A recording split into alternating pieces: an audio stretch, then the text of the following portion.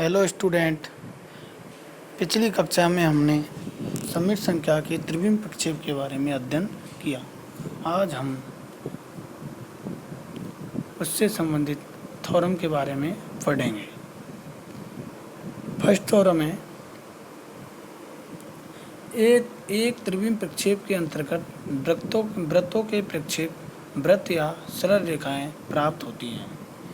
Plus ये कहना चाहती है कि वृत्त के जो प्रक्षेप हैं या तो वृत्त प्राप्त होता है या सरल रेखा प्राप्त होती है। तो इसका उपयोग किस प्रकार से करेंगे? माना कि गोले एस डैश का समीकरण, मैंने त्रिविम प्रक्षेप का जो आपको टॉपिक पढ़ाया है वो आपको ध्यान में होना चाहिए।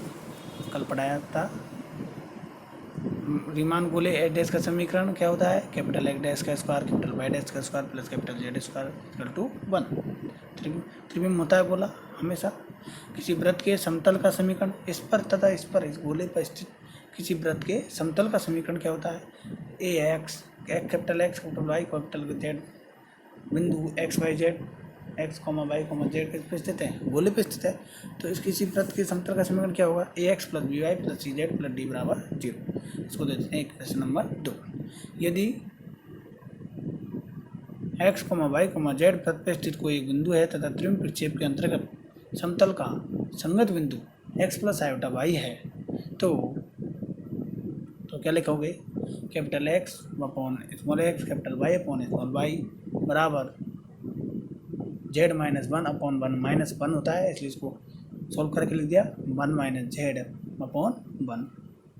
ये पिछली कक्षा में पढ़ा है। बराबर हमने क्या माना था? उसमें के माना था और के का मान वहाँ निकाला था। क्या निकला था? के बराबर 2 upon X square plus Y square plus 1, इसलिए के का मान डायरेक्ट लिख दिया है। पिछली क्लास में मैंने पढ़ाया आपको। तो इससे कैपिटल एक्स कैपिटल वाई और कैपिटल जेड के मान निकल जाएंगे आपको। तो कैपिटल एक्स और कैपिटल वाई और कैपिटल जेड के मान प्राप्त हो गए। इन मानों को हम समतल के समीकरण में रख देंगे। चूँकि इस पर स्थित किसी वृत्त की समतल का समीकरण, तो पहले हमें वृत्त का समीकरण ज्ञात करना है। इस वृत्त के समीकरण में हम कंडीशन रखेंगे, क्योंकि हमें वृत्तों का प्रक्षेप क्या प्राप्त होता है? वृत्त या सरल रेखा प्राप्त होता है। तो इसके लिए सबसे पहले क्या करेंगे? हम वृत्त का समीकरण निकालेंगे। तो इसमें क्या है? Capital X capital Y capital Z के मान को समीकरण 2 में रखने पर मानों को रख दिया। इसके बाद इनको सोल्व करेंगे। चूँकि डिनोमिनेटर में X square plus Y square plus 1 क्या है? एलसीएम है। तो ये एलसीएम आ गया तो क्या प्राप्त हुई टर्म में? 2ax plus 2by plus C into X square plus Y square minus 1 plus D into X square into Y square plus 1 बराबर 0 इंटू जो डिनोमिनेटर में एलसीएम आया 0 से मल्टीप्लाई हुआ तो क्या प्राप्त होगा? 0 प्राप्त होगा। इसके बाद एक्स स्क्वायर वाली टर्मों को एक साथ रख दो, वाई स्क्वायर वाली टर्मों को एक साथ लिख दो और जो कॉमन आता है वो ले लेते हैं। तो हमें ये प्राप्त होता है, इक्वेशन ये व्यंजक प्राप्त होता है C plus D into X square plus Y square plus twice A X twice B Y plus D minus C equal to 0। तो इक्वेशन 3 प्राप्त होती है। चूँकि ये वृत्त की इक्वेशन को रिप्रेजेंट करता है, इसकी इक्वेशन है इस तरीके से। तो पहली कंडीशन क्या है? अगर सी प्लस डी का मान नॉट इक्वल टू 0 है तो हम समीकरण 3 समतल में एक वृत्त का समीकरण है। क्योंकि समतल से ही हमने क्या प्राप्त हुई है? इक्वेशन प्राप्त हुई। क्योंकि समतल की इक्वेशन थी, उसमें हमने कैपिटल एक्स कैपिटल जेड का मान रखा, तो हमें क्या प्राप्त होता है? ये इक्वेशन प्राप्त होती है। तो इस इक्वेशन के बारे में लिखेंगे। तो सी प्लस डी का मान नॉट इक्वल टू 0 तो हमें क्या दिया गया? समतल में एक वृत्त की समीकरण है। और यदि सी प्लस डी का मान 0 है तो हमें क्या प्राप्त होगा? Twice A X twice B Y plus D minus C बराबर 0। तो किसी प्राप्त होगी? समीकरण में समतल की समीकरण प्राप्त होगी। तो ये समतल में रेखा की प्राप्त होगी रेखा की समीकरण प्राप्त होगी। तो ये समतल में एक सरल रेखा का समीकरण है। परंतु सी प्लस डी बराबर 0 है, तो यदि समतल उत्तरी ध्रुव सी प्लस डी बराबर 0 का प्राप्त होगा? सी प्लस डी बराबर 0 प्राप्त होगा समतल में जब capital X capital Y capital X और कैपिटल वाई का मान 0 हो और जेड का मान कितना हो? 1 हो। तो इसका मतलब कौन सा पॉइंट आ गया? 0,0,1। इसका मतलब कौन सा आ गया? नॉर्थ पोल आ गया, चूँकि जेड एक्सिस पे स्थित है। तो यदि समतल उत्तरी ध्रुव बिंदु इतने से 0,1 से गुजरता है तो अतः रीमान गोले के किसी वृत्त का त्रिविम प्रक्षेप एक वृत्त या सरल रेखा होता है। यदि गोले पर स्थित वृत्त उत्तरी ध्रुव से नहीं गुजरता हो या उत्तरी ध्रुव से गुजरता हो। तो आगे कंडीशनों के विशेष परिस्थितियों के बारे में हम अध्ययन करेंगे। विशेष परिस्थिति में यदि समतल 2 पाई समतल, जो पाई समतल का समीकरण बताया था मैंने पिछले टॉपिक में, जेड बराबर 0 होता है के समांतर हो, अर्थात तो A X plus B Y plus C Z plus D बराबर 0 है और जेड बराबर 0 का क्या है, समांतर है। तो दोनों को कंपेयर करेंगे तो ए और बी का मान कितना प्राप्त होगा, 0 प्राप्त होगा। ए बराबर 0, बी बराबर 0। तो समीकरण 3 से क्या होगा, सी प्लस डी इंटू ए बराबर 0, बी बराबर 0 मान लिखेंगे तो इक्वेशन ये प्राप्त होगी हमें, C plus D into X square plus Y square बराबर C minus D. Question number 4 प्राप्त होगा। चूँकि समीकरण 4 किसको रिप्रेजेंट करता है, एक वृत्त की समीकरण को दर्शाता है जिसका केंद्र क्या है, मूल बिंदु है। पुनः यदि समतल दोनों ध्रुवों एन तथा एस से गुजरता हो, चूँकि जब ध्रुव से नहीं गुजर रहा हो तो ये कंडीशन आई आपको, ध्रुव से नहीं गुजर रहा हो तो इस स्थिति में किसका समीकरण प्राप्त हुआ, वृत्त का समीकरण प्राप्त हुआ। जब ये कह रहा है ध्रुव से गुजर रहा है, एन से गुजरेगा तो इसका मतलब किससे गुजरेगा, एस से गुजरेगा। चूँकि एन और एस में अंतर क्या है, सिर्फ जेड का जो कोऑर्डिनेट है उसमें 1 है, इसमें -1 है। तो एन तथा एस से गुजरता है तो एन, चूँकि एन का मान है 0,0,1 और एस का है 0,0,-1। तो समीकरण 2 से, समीकरण 2 में दोनों मानों को लिखोगे तो क्या प्राप्त होगा, सी प्लस डी बराबर 0 और माइनस सी प्लस डी बराबर 0। तो सॉल्व करोगे तो सी बराबर डी बराबर 0 प्राप्त होगा। और इन मानों को समीकरण 3 में रखने पर तो हमें एक रेखा की समीकरण प्राप्त होती है। अतः एक मूल बिंदुगामी सरल रेखा है। अतः त्रिविम प्रक्षेप के अंतर्गत रिंगान गोले पर स्थित वृत्तों के प्रक्षेप वृत्त या सरल रेखा होते हैं। तो ये हमें थ्योरम ने कहा था शुरुआत में और ये हमें रिजल्ट प्रूव किया। तो बड़ा सरल है, लेकिन इसको आप 1-2 बार सॉल्व करें। इसके बाद हमारा अगला टॉपिक है सरल रेखा की समीकरण, equation of a straight line. सममित तल के दो बिंदु Z1 तथा Z2 को मिलाने वाली सरल रेखा का समीकरण कैसे ज्ञात करते हैं। माना कि दो बिंदु क्रम से, दिए हुए बिंदु क्रम से A तथा B है, तो A बिंदु पे हमने मानी समय संख्या Z1 है, B पे Z2 है तथा Z AB पर स्थित कोई एक बिंदु, AB जो रेखा है, सरल रेखा है, उस पर स्थित कोई बिंदु P है। चूँकि A, B और P तीनों क्या है, संरेखीय हैं, कोलिनियर है। तो अतः क्या है, कोलिनियर के लिए शर्त होती है अलग अलग, ध्यान रखें। तो एम्पलीट्यूड ऑफ AP वेक्टर बटे VP वेक्टर बराबर 0 होगा या पाई होगा। चूँकि संरेखीय तो कहते होंगे बनेगा 0 डिग्री या पाई बनेगा, 180 डिग्री बनेगा। तो इम्प्लाइड एट क्या होगा, इसका मतलब है तो 0 होगा या पाई होगा। तो AP वेक्टर का मान कितना है, चूँकि A बिंदु पे Z1 माना है और P पे Z, तो एम्पलीट्यूड ऑफ AP वेक्टर का मान कितना होगा, Z माइनस Z1, और BB वेक्टर का मान कितना होगा, Z माइनस Z2। चूँकि P बिंदु पे Z माना है कॉम्प्लेक्स और B पे Z2 माना है, Z माइनस Z2, ये बराबर पाई या 0। इसका इम्प्लाइड है Z माइनस Z1 बराबर Z minus Z2 belongs to क्या होगा, बाहर होगा। तो इम्प्लाइड एट आर है, तो इसका मतलब मिडिल पार्ट क्या होंगे, सभी 0 होंगे। तो इम्प्लाइड एट मिडिल पार्ट 0 होंगे तो क्या सब फॉर्मूला होता है, middle part of Z 0, Z बराबर होता है Z माइनस Z बार बटे 2 आयोटा। तो फॉर्मूला चूँकि Z का काम क्या कर रहा है यहाँ पे, Z minus Z1 upon Z minus Z2। अब चूँकि कॉन्जुगेट वाला फॉर्मूला आ गया तो मैंने बताया था आपको Z1 अपॉन Z2 का कॉन्जुगेट बराबर होता है Z1 का कॉन्जुगेट बटे Z2 का कॉन्जुगेट। तो वो फॉर्मूला आपको लगा दिया, अलग अलग का कॉन्जुगेट। इसके बाद Z1 माइनस Z2 का कॉन्जुगेट बराबर क्या होता है, Z1 कॉन्जुगेट माइनस Z2 का कॉन्जुगेट। इसके बाद इनको दोनों का आप इसको ये आप अलग अलग कॉन्जुगेट का फॉर्मूला लगा दें। इसके बाद हम वर्ज गुणन करने पर क्रॉस प्रोडक्ट करेंगे। इसके बाद इनको आपस में भी मल्टीप्लाई करेंगे, गुणा करेंगे, तो हमें ये इक्वेशन प्राप्त होती है। इक्वेशन नंबर फर्स्ट, जो भी कॉमन आ रहा है, Z कॉमन ले लो, Z बार कॉमन आ रहा है, तो इस प्रकार से जो ये सरल रेखा की समीकरण प्राप्त होती है। हमेशा ध्यान रखें, सरल रेखा की समीकरण होती है वो एक घातीय होती है, ठीक है, जैसे 3x + 4y इस प्रकार से प्राप्त होता है। इसकी जनरल फॉर्म भी निकाल सकते हैं हम, चूँकि जो सरल रेखा की समीकरण प्राप्त हुई है, एक को उसको आयोटा से मल्टीप्लाई कर दो, आयोटा से गुणा करने पर, आयोटा से गुणा करोगे तो हम इनको मान लेते हैं। तो जनरल फॉर्म के रूप में निकालेंगे, इसको और छोटा करना चाह रहे हो आप, तो मैंने माना minus iota into Z minus Z2 बराबर B माना, इसको क्या मान लिया, B मान लिया। इसके बाद B का कॉन्जुगेट निकालोगे तो क्या होगा, B का कॉन्जुगेट, चूँकि आयोटा पे कॉन्जुगेट आएगा तो पहले Z1 माइनस Z2 का कॉन्जुगेट क्या होगा, Z1 का कॉन्जुगेट माइनस Z2 का कॉन्जुगेट, और B बार और आयोटा कॉन्जुगेट क्या होगा, माइनस आयोटा। आयोटा कॉन्जुगेट कितना होगा, माइनस आयोटा, तो माइनस माइनस प्लस, तो आयोटा B बार आ गया।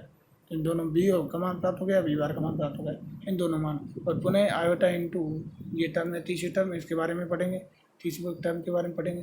तो चूँकि Z1 इंटू Z2 का कॉन्जुगेट माइनस, तो चूँकि Z बार का बार बराबर होता है Z, उस फॉर्मूला का यूज किया। इसका मतलब क्या हुआ, Z माइनस Z बार होता है twice iota in part of Z। ये होता है तो उसको भी यूज कर लिया। इसका आयोटा स्क्वायर बराबर -1, इसका मतलब प्योर क्या आ गया है, रियल आ गया। तो प्योर रियल आ गया तो उसको हमने कोई सी मान लिया, कोई रियल संख्या। तो इन जो माने हैं इन मानों से, इन मानों को यूज करने पर हमें इसकी जनरल फॉर्म में प्राप्त होती है, इक्वेशन नंबर 3 प्राप्त होती है। बी नोट कर टू 0, ध्यान रखें सी बिलोंग्स टू आर, चूँकि सी क्या है, सी का मतलब प्योर रियल है। तो ये सरल रेखा की क्या प्राप्त हुई आपको, व्यापक समीकरण प्राप्त होती है। इसके बाद अगला टॉपिक है एक रेखा के सापेक्ष प्रतिलोम बिंदु, inverse point with respect to a line. जैसे ये भी एक रेखा है, इसके सापेक्ष इसके क्या प्रतिलोम बिंदु कैसे ज्ञात करेंगे। दो बिंदु P तथा Q रेखा AB के सापेक्ष प्रतिलोम बिंदु कहलाते हैं यदि Q AB में, रेखा AB में Q है, Q बिंदु है, वो रेखा AB में P का प्रतिबिंब हो, अर्थात यदि रेखा AB PQ का क्या हो, लंबवर्धक हो, PQ का क्या हो, लंबवर्धक। इसके बाद अगला टॉपिक है वृत्त का समीकरण है। चूँकि वृत्त का समीकरण हमने कार्तीय फॉर्म में पढ़ा है, एक्स स्क्वायर पर द्विबिंब के अंदर क्या होता है, X square plus Y square equal to R square. इसका केंद्र क्या है, मूल बिंदु है। अगर केंद्र और कहीं शिफ्ट करोगे तो इस प्रकार से हमने ये समीकरण पढ़ी है, लेकिन हम कॉम्प्लेक्स के अंदर किस प्रकार से पढ़ेंगे वृत्त का समीकरण, उसके बारे में आज देन करेंगे।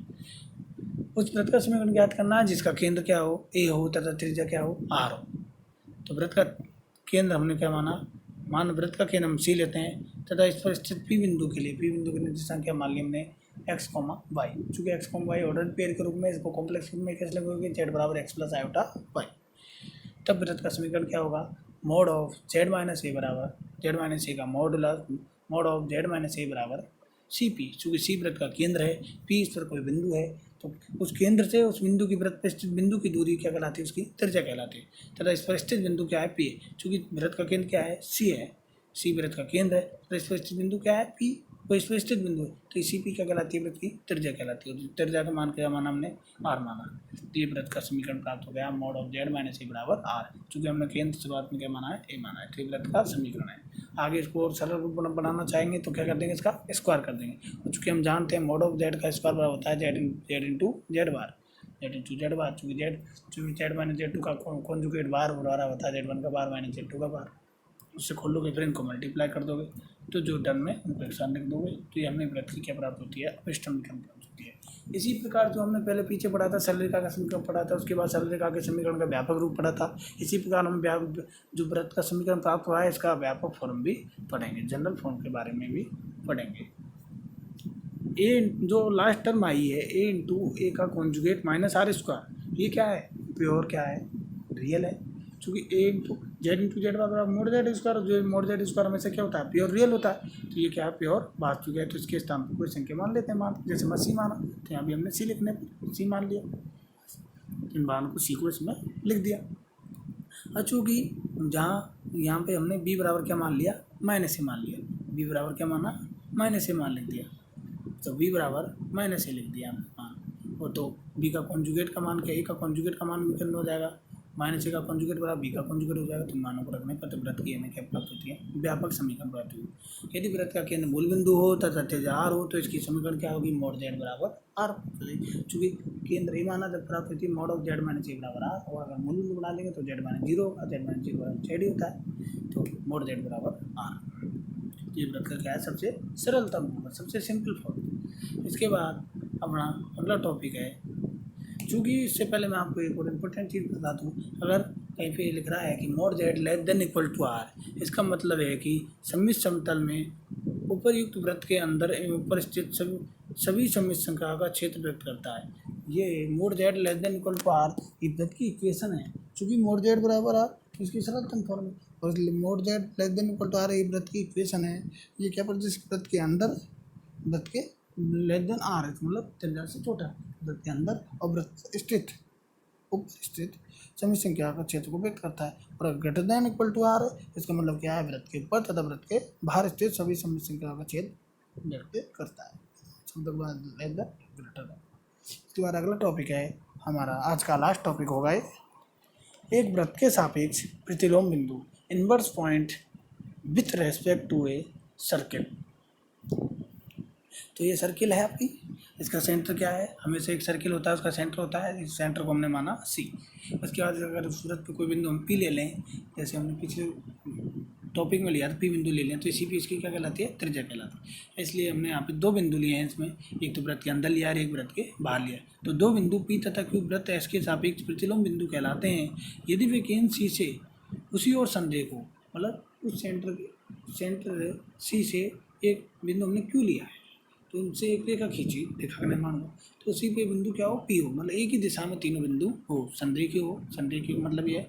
और तथा केंद्र से दूरी का गुणनफल, केंद्र से दोनों की दूरी का गुणनफल C P into C Q बराबर त्रिज्या के वर्ग के बराबर हो, आर स्क्वायर के। त्रिज्या के वर्ग का मतलब क्या हुआ, त्रिज्या कितनी मानी हमने, आर मानी, तो त्रिज्या के वर्ग का मतलब आर स्क्वायर के बराबर। तो C P into C Q बराबर क्या हो, आर स्क्वायर।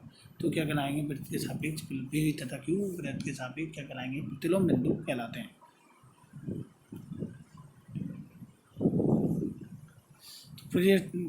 तो स्टूडेंट, आप जो भी मैंने टॉपिक पढ़ाए हैं आपको, इसके बारे में पढ़ें, ठीक है।